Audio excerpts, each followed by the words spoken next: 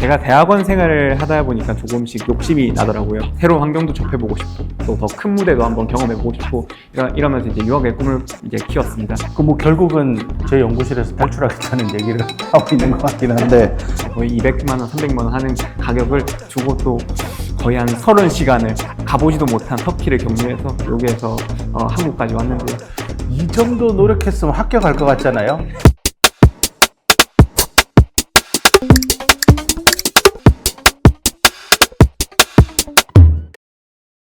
안녕하세요, 여러분. 강의실 밖에서만 들을 수 있는 세상 모든 기술을 알려드립니다. 신스텔러 고려대학교 신창원입니다. 지금 이 영상을 보고 계신 분들 중에는 아마도 유학에 대한 관심이 있거나 또 유학을 진심으로 꿈꾸고 있는 분들, 혹은 단순히 유학이라는 도전에 대해서 영감을 받고 싶어 하시는 분들도 계실 것 같은데요. 오늘 이 시간은 바로 그런 분들을 위한 이야기를 준비해 보았습니다. 이 유학을 준비하는 많은 학생들에게 의미 있는 경험을 공유해 줄 강상현 학생을 불렀습니다. 반갑습니다. 네. 안녕하세요. 저는 신창원 교수님 연구실에서 석사 과정을 밟고 있는 강상현입니다. 지금 이 영상을 보고 계신 분들 중에는 그 유학에 관심이 있는 분들이 많을 텐데요. 오늘은 우리 강상현 학생이 직접 본인이 경험한 국비 유학생 도전기를 들려줄 얘기입니다. 사실은 아름다운 결말이 나면 오늘 촬영도 아름답게 끝날 줄 알았는데 최종 면접에서 처절하게 떨어지고 온 강상현 학생입니다. 아픈 만큼 성장한다고요. 그 아픔을 여러분들에게 공유하고 국비 유학 장학 제도가 어떤 것인지 그 어디에서도 알기 어려운 내용들을 오늘 강상현 학생이 다 들려주기 위해서 이렇게 함께 자리를 마련했습니다. 많은 구독자 여러분들에게 실질적인 해외 유학 준비에 대한 인사이트 드릴 수 있는 뜻깊은 시간이 될 것 같아 아주 기대가 큽니다. 자, 먼저 이야기를 나누기 전에 국비 유학 제도이 무엇인지부터 간단하게 철저하게 준비했던 강상현 학생에게 좀 먼저 물어보면 좋을 것 같습니다. 네, 말 그대로 이제 국비 유학이랑 국가의 재원으로 유학 장학금을 지원해주는 제도입니다. 보통은 민간이나 기업에서 지원해주는 경우가 많은데요. 국비 유학은 이제 교육부 산하의 국립국제교육원에서 운영하는 공공 장학금이라 생각하시면 이해가 쉬울 것 같습니다. 한마디로 정리하면 이 대한민국 정부가 직접 지원하고 후원하는 유학 장학 프로그램이다라고 이해할 수 있을 것 같은데요. 그나저나 강상현 학생은 어떻게 이런 제도를 알게 되었고 또 어떤 계기로 이 유학 장학 프로그램에 대한 준비를 시작하게 되었는지 궁금합니다. 네, 제가 대학원 생활을 하다 보니까 조금씩 욕심이 나더라고요. 새로운 환경도 접해보고 싶고, 또 더 큰 무대도 한번 경험해보고 싶고, 이러면서 이제 유학의 꿈을 이제 키웠습니다. 이제 그러다 보니까 사실 유학이란 것은 또 많은 이제 자금적 지원도 필요하고 이러다 보니까 여러 이제 해외 유학 장학금에 대해서 많이 찾아보았습니다. 그러다 보니 이제 우연치 않게 국비 유학이라는 것을 알게 되었습니다. 여러분, 2024년 기준으로 미국에 있는 한국인 유학생이 대충 몇 명 정도 되는지 아세요? 자료에 따르면 2024년 기준으로 미국으로 간 한국인 유학생이 10만 명 이상 된다라고 알려져 있습니다. 미국만 10만 명이고요. 사실은 전 세계적으로 넓혀보면 그 유학생의 규모는 더 클 것입니다. 자, 이 말은 한국 학생들 중에서 자비로 해외 유학을 떠나는 인원이 수십만 명에 이를 수도 있다라는 얘기인데요. 구독자 여러분들 잘 아시겠지만 이 해외 유학에는 엄청난 경제적 부담이 뒤따르고 있는 게 사실이기 때문에 아무리 본인의 학구열이 불타오르고 있어도 쉽게 도전하지 못하는 것이 현실이기도 합니다. 그래서 이 국비 유학 제도가 그런 학구열이 있으나 재정적 넉넉함이 없는 학생들에게 매우 큰 도움이 될 것 같아요. 그렇지 않나요? 네, 맞습니다. 정말 또 국비 유학뿐만 아니라 유학 장학금 정말 많은 유학생들에게 도움이 많이 되고 있는 것 같습니다. 장학금은 보통 이제 국비 유학뿐만 아니라 다른 장학금이 많은데요. 이제 장학금은 크게 두 가지 종류로 나뉩니다. 첫 번째는 이제 지원 전 장학금이고, 이제 두 번째는 지원 후 장학금이 있습니다. 이제 이름에서 알 수 있을지 지원 후 장학금은 보통 이제 미국 대학교에 합격증이 있는 상태로만 지원할 수 있는 장학금입니다. 반면 지원 전 장학금은 이제 미국 유학에 합격증이 없는 상태에서도 지원할 수 있는 그러한 장학금인데요. 이제 당시에 저의 상황에서는 미국 이제 대학교에 합격증이 없었기 때문에 그때 지원할 수 있는 장학금인 국비 유학 장학금을 선택하여서 도전하게 되었습니다. 그 뭐 결국은 제 연구실에서 탈출하겠다는 얘기를 하고 있는 것 같긴 한데 응원하는 얘기입니다. 네, 저의 이 큰 포부를 말씀드리면 또 충분히 지지해 주실 교수님이라는 걸 알기 때문에 이제 용감하게 한번 도전해보게 되었습니다. 맞습니다. 제가 덩치만 크겠습니까? 마음도 굉장히 넓고 큽니다. 그래서 우리 학생들이 더 성공하기 위해서 더 큰 포부를 가지고 미국으로 떠나는 일은 항상 응원하고 지지합니다. 자, 어쨌건 제가 앞서 조금 전에 말씀드린 대로 2024년 기준으로 미국에만 해도 한국인 유학생이 10만 명이 넘어가는데요. 그러다 보니까 유학이라는 단어가 전혀 낯설지 않아요. 그래서 일반적인 유학이 있을 테고 자비로 부담해서 유학 나가는 경우가 있겠지만 또 국가에서 지원하는 유학이 있을 텐데 두 다른 유형의 유학에 큰 차이점이 있는가요? 일단 국가에서 지원하는 유학 일단 말 그대로 지원을 받고 가기 때문에 아무래도 이제 5, 6년 대학원 과정 동안 조금은 금전적으로 조금 여유로운 환경에서 아마 학습을 할 수 있게 되는 장점이 있는 것 같습니다. 그러다 보니까 이런 국비 유학에 많은 이들이 지원한다고 생각하는데요. 하지만 이렇게 또 어렵게 생각하실 필요는 없는 게 국비 유학 생각보다 되게 단순한 평가 제도로 운영됩니다. 얼마나 단순한가요, 심사 과정이? 바로 이제 1차 그냥 서류 평가, 2차 그 다음에 면접 평가 이렇게 두 가지로밖에 안 이루어져 있습니다. 지필고사나 이런 건 그런 건 없습니다. 네. 다행이네요. 시험 안 쳐도 된다고 하니까 꼭 지원해 보시길 부탁드립니다. 그래서 국가에서 지원하는 장학금이라 하여튼 제가 어깨너머로 들은 바는 그 절차도 복잡하지만 사실은 경쟁률이 어마어마하다고 들었는데 이미 떨어졌지만 미안한 얘기지만 그래도 경쟁률이 얼마나 됐고 경험이 어떤지 좀 더 얘기해 주세요. 국비 유학 장학금뿐만 아니라 모든 장학금이 매우 경쟁률이 셀 겁니다. 해외에서 유학하는 걸 지원해주는 장학금이다 보니까 또 지원 금액도 상당히 크기 때문에 또 많은 이들이 지원하는 걸로 알고 있습니다. 또 특히나 아무래도 국가에서 운영하는 이런 공공 장학금이기 때문에 되게 여러 서류를 평가합니다.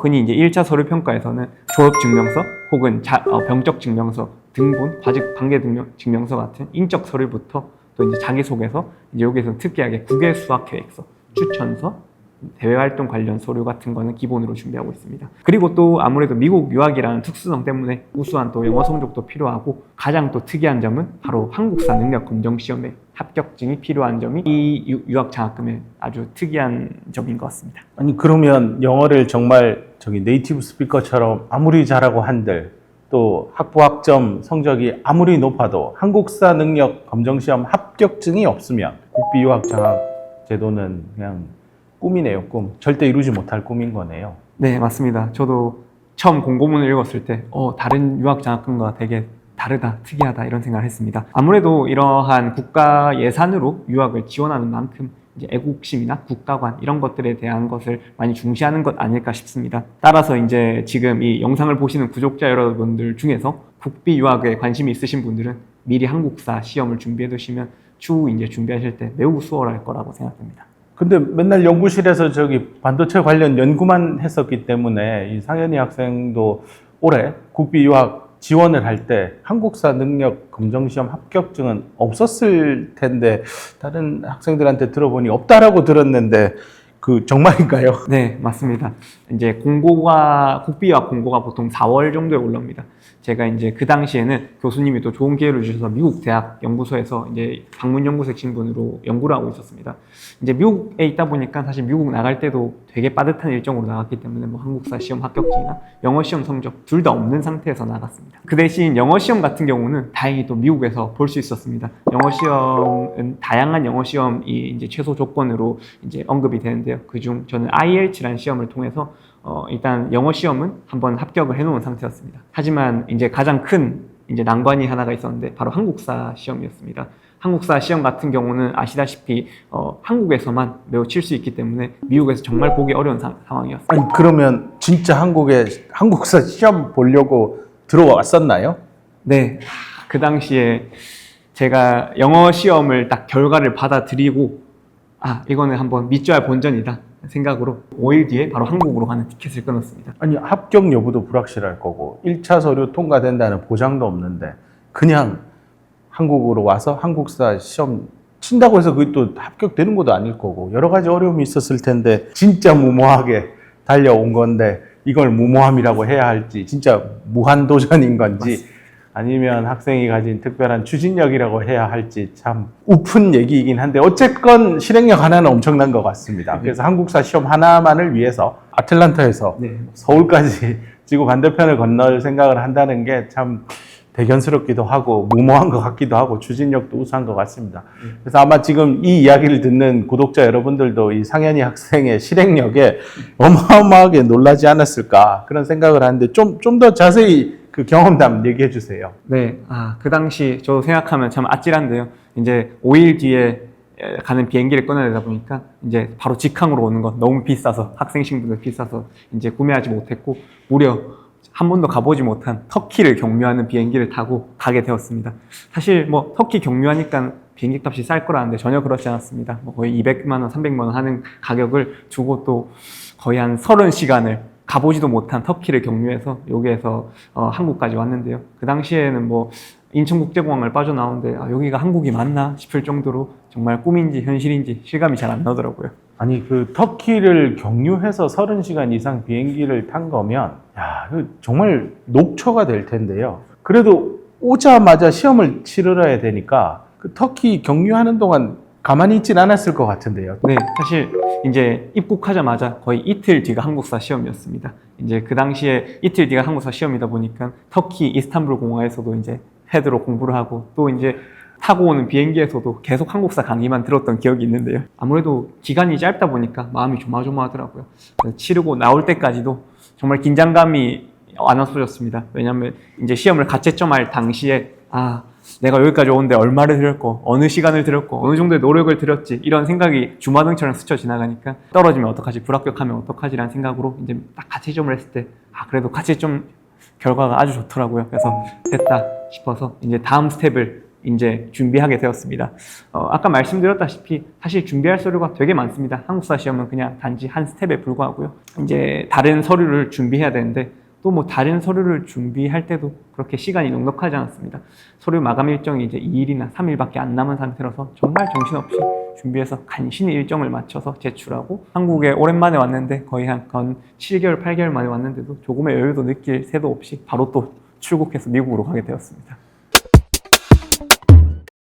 이 정도 노력했으면 합격할 것 같잖아요. 결론부터 얘기했지만 떨어졌습니다. 미안합니다. 근데 이 노력이 정말 대단한 것 같아요. 근데 연구실에서 같이 이렇게 학위를 했다는 우리 학생이지만 그 결단력과 실행력만큼은 정말 대한민국 최고 수준인 것 같습니다. 어쨌건 정말 한국사 시험만을 보기 위해서 한국에 왔다 간 건데 이렇게 결단하고 실행에 옮기는 과정에 있어서 내가 이렇게 할 겁니다라고 적어도 부모님들한테 공유했을 것 같은데 그 얘기를 들은 가족들 반응은 어땠었나요? 네, 사실 부모님이 걱정하실까봐 부모님께는 그 당시에 말씀드리지 않았습니다. 또 사실 또 와서 친구들도 한 번씩 만날 법한데 또 그 당시에 친구 만날 일정이 안 될 거란 생각이 들어서 친구들에게도 말을 하지 않았고 이제 거의 소수의 친구들만 알고 있는 상태로 왔는데요. 당연히 그 당시에 말씀 안 드렸지만 또 1차 서류를 합격했을 때 너무 기쁜 소식은 또 나눠야 배가 되다 보니 이제 부모님께 말씀드렸더니 이제 부모님이 약간 기가 차시다듯이 허허 웃었던 기억이 있습니다. 상현이 학생이 평소에 부모님께 잘했기 때문에 속 썩이지 않았기 때문에 아마 그렇게 1차 합격 서류 공유하고 한국에 몰래 왔다 갔다 한 것도 말씀드려도 그냥 웃고 넘어가시지 않았을까 싶습니다. 자, 근데 그렇게 급하게 이렇게 시험 준비를 하다 보면 몸도 지치고 정신적 여유도 없었을 텐데 이 국비 유학 장학 프로그램 준비하는 과정에서 포기하고 싶었던 순간도 분명히 있었을 법한데요. 그런 순간은 없었나요? 지금 돌아보면 사실 그때는 되게 급박하게 준비했던 터라 힘듦을 느낄 여유도 없었습니다. 하지만 이제 당시를 돌이켜보면 여러 가지 힘든 점이 떠오르는데요. 뭐 첫 번째는 바로 이제 한국사 급수를 따는 것이 더 힘들었던 것 같습니다. 이 국비 유학에서는 한국사 급수가 3급이 필요합니다. 여러분들이 이제 상급이라고 하면 되게 쉽겠다라고 생각할 수 있겠지만 한반도의 5,000년 역사를 며칠 만에 공부하는 거 정말 어렵더라고요. 그래서 이거를 또 역사를 뭐 공부하는 것만으로 끝날 게 아니라 외워서 시험까지 치르려고 하다 보니까 정말 고역이었습니다. 그때 정말 저의 한계를 시험하는 기분이 들어서 교수님께서 말씀해 주신 것처럼 뭔가 마음이 그때 좀 힘들었지 않았을까 생각합니다. 국비 유학 지원 과정 중에 가장 어려웠던 난관이 한국사 시험 준비 과정, 이렇게 정리할 수 있겠네요.